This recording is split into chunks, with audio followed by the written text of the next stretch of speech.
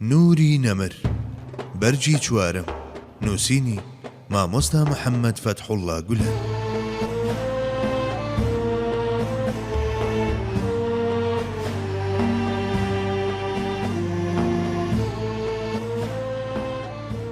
خواستی دەستڕۆیشتوەکان بۆ جیاکاری. هەژارەکان یەکەمین توێژ بوون کە وەڵامی پێغەمبەریاندایەوە و بەدەم بانگەوازەکەیەوە چوون.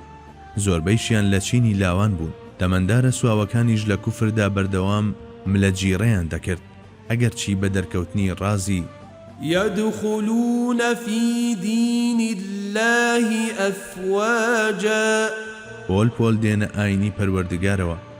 ئەوانی شەستیان بە پێویستی باوەڕهێنان کرد و باوەڕیشیان هێنا، بەڵام ئەوە ڕاستیەکە کە لە بەرەبەیانی ئیسلامدا تەنها و تەنها گەنجە خوێنگەرمەکان لە دەوری سەروەردا بوون، بەتایبەت گەنجە هەژارەکان.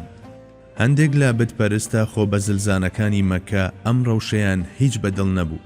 هەر دەهاتن بۆ لای پێغەمبەر صلی الله علیه وسلم و داوایان لێ دەکرد تا ڕۆژێکیان بۆ تەرخان بکات تیایدا جگە لە خۆیان کەسی تر توخنیان نەکەوێت. واتە حەزیان لەوە نەبوو هەژارەکانی وەک بیلال و عەمار و یاسر و خەباب ئامادەی کۆڕەکەیان ببن. گوایە ئەوان سەرانی هۆزن، ئیدی چۆن دەکرا لەگەڵ تاقمی بەردەست و بێنەوادا دابنیشن. ئەمانە لەناو ئەو کۆمەڵگەیەدا لەگەڵ ئەو جۆرە ڕەفتارەدا ڕاهات بوون، بۆیە بەلایەنەوە داواکاریەکی ئاسایی و سروشتی بوو. بەڵام مەسەلەکە هەرگیز بەو جۆرە نەبوو کە ئەوان بیریان لێ دەکردەوە. هەرچەندە ئەوان چاوەڕوانی بەدەمەوە هاتنی پێشنیارەکەیان دەکرد، بەڵام خواوەند پێغەمبەرەکەی لەوەها کارێک وریا کردبووە. ولا تطرد الذين يدعون ربهم بالغداة والعشي يريدون وجهه ما عليك من حسابهم من شيء وما من حسابك عليهم من شيء فتطردهم فتكون من الظالمين. أي محمد أي إيماندار نەکەیت ئەوانە دەربکەیت لە مزگەوت و کۆڕی خواناسین کە لە بەیانیان و ئێواراندا لە پەروەردگاریان دەپاڕێنەوە و دەیپەرستن. مەبەستیشیان تەنها ڕەزامەندی ئەوە، حساب و لێپرسینەوەی هیچ شتێکی ئەوان لەسەر تۆ نییە و حساب و لێپرسینەوەی هیچ شتێکی تۆیش لەسەر ئەوان نییە. دەرکردنی تۆ بۆ ئەو موسڵمانانە دەبێتە هۆی ئەوەی تۆ بچیتە ڕیزی ستەمکارانەوە. تۆ مەردی هەرک و کاروبارە گەورەکانی، هەرگیز خۆت خەریک مەکە بە بابەتگەلێکی بچووک وەک ئەوەی بە ئومێدی ڕێنموێنی دەوڵەمەندەکان ئیماندارە هەژارەکان لە لای خۆت وەدەرنەی، چونکە ئەوە ستەمە، تۆش زۆر دووری لە ستەمەوە. دیارە ئەوە گەورەترین ستەمە هەژاران دەربکەیت بەس لەبەر ئەوەی دڵی دەوڵەمەندەکان خۆشنود بێت. خواشەر لە سەرەتاوە پێغەمبەرەکەی خۆی کە سمبولی دادگەری بوو لە ئەنجامدانی وەها کارێک پاراست. دەبینین ئەم باسە گرینگە لە سوورەتی ئەلکەهفیشدا جارێکی تر دەخرێتەوە ژێرباس و لێوردبوونەوەوە.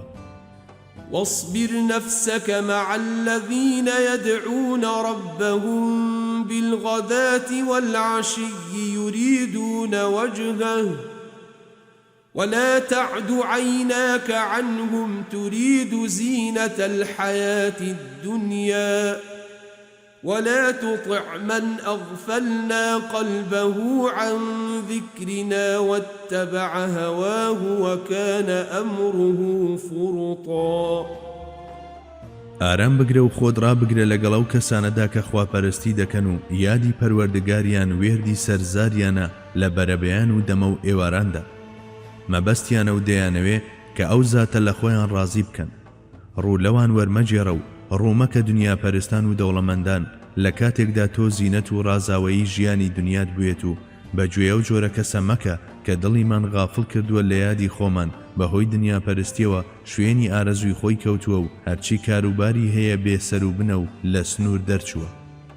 قورئان پێی دەوت شەو ڕۆژ لەگەڵ ئەوانەدا بە کە لە بانگەواز و هەزر و هەستەکانیاندا تەنها ئەڵڵا هەیە. چاوت مەبڕە کەسانی تر، لەگەڵ ئەوانە گوزەران بکە، چونکە ڕەحمەتی خوا لەگەڵ ئەواندایە.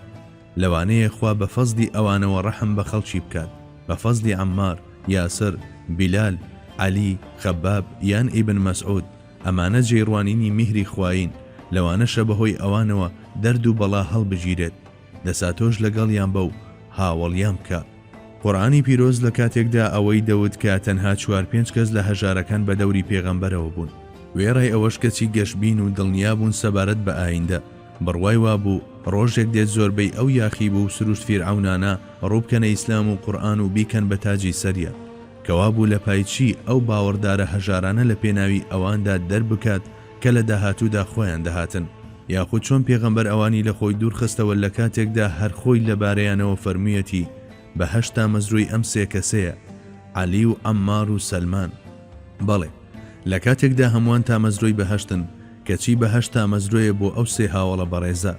هاوشێوەی تا مەزرۆیی و شەیدایی عاشقێک بۆ یارەکەی و چاو بۆ جوانی و ویژدان بۆ ڕوئیەت و دڵیش بۆ دیداری پەروەردگار.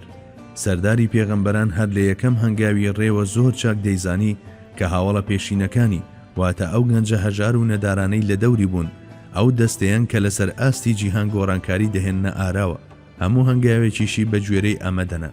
هێندەی تۆسقاڵێکیش گومانی نەبوو کە ڕۆژێک لە ڕۆژان هەموو دنیا لە خۆر هەڵاتەوە بۆ خۆر ئاوە تەسلیمی ئەو حەقیقەتانە دەبوون کە هێنابوونی. دڵنیا بوو لە بەڵێنی پەروەردگاری، بۆیە لەو پەڕی ئاسوودەیی و متمانەدا بوو. بەم جۆرە پێغەمبەری خوا داوای مشریکەکانی دایە دواوە و گوێی پێنەدان، وەک بیلبیلەی چاویشی گرنگیدا بە هاوڵە لاواز و هەژارەکانی دەوری و بەڕێز و شکۆوە لە لای خۆی هێشتنیەوە.